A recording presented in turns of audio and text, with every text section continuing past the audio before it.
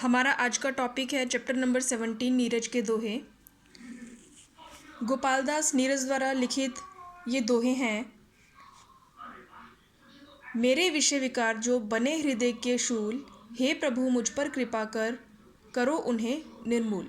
तो इसमें कवि ईश्वर से प्रार्थना करते हुए कहता है कि हे ईश्वर, मेरे मन की जितनी भी बुराइयां हैं, विषय विकार का मतलब है कि मेरे मन में जितनी भी बुराइयां हैं, काम, क्रोध, लोभ, अहंकार, ये सब मेरे हृदय के कांटे बन चुके हैं। हृदय के शूल का अर्थ है हृदय के कांटे। हे प्रभु मुझ पर कृपा कर, करो उन्हें निर्मूल। तो हे ईश्वर, आप मुझ पर कृपा करें और मेरी इन बुराइयों को जड़ से समाप्त कर दें। मर्यादा और त्याग का एक नाम है राम, उसमें जो मन रम गया रहा सदा निष्काम। तो प्रस्तुत दोहे में कवि कहता है कि भगवान राम का नाम ही सभी का आधार है, क्योंकि वे मर्यादा और त्याग के प्रतीक माने जाते हैं। अतः जो कोई अपना मन उनके चरणों में लगा देता है और उन्हीं के ध्यान में मग्न रहता है, वह सभी प्रकार की सांसारिक इच्छाओं से रहित होकर निष्काम भाव से अपना जीवन सफल बना लेता है। इंद्रधनुष के रंग सा जग का रंग अनूप, बाहर से दिखे अलग भीतर एक स्वरूप। इस दोहे में कवि कहता है कि यह संसार इंद्रधनुष के 7 रंगों की तरह अति सुंदर और अनूठा है। इसमें पूरी तरह से सुंदरता छिपी हुई है। यह बाहर से अलग तरह का दिखाई देता है, परंतु इसके भीतर ईश्वर का एक ही स्वरूप जो है वो विद्यमान है। अर्थात यह कि माया से मुक्त इस 7 रंगी दुनिया की रचना करने वाला ईश्वर ही है।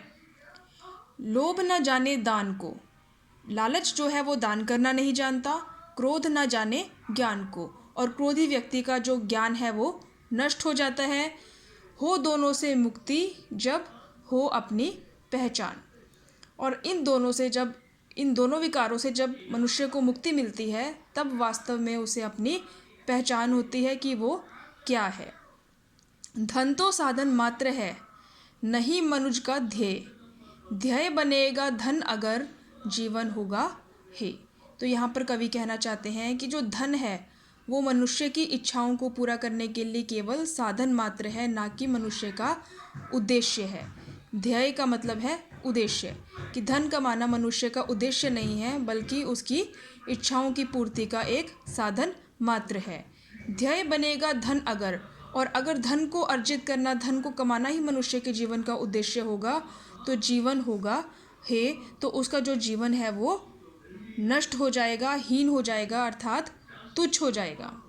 हम कितना जीवित रहें इसका नहीं महत्व, हम कैसे जीवित रहें यही तत्व अमरत्व। तो इस दोहे में कवि कहना चाहते हैं कि हम कितना जीवित रहते हैं इस बात का कोई मतलब नहीं, क्योंकि मनुष्य का जीवन बड़ी कठिनाई से प्राप्त हुआ है। फिर मनुष्य कितनी देर तक जीवित रहेगा इसकी भी कोई समय सीमा नहीं होती, इसका भी कोई महत्व नहीं होता।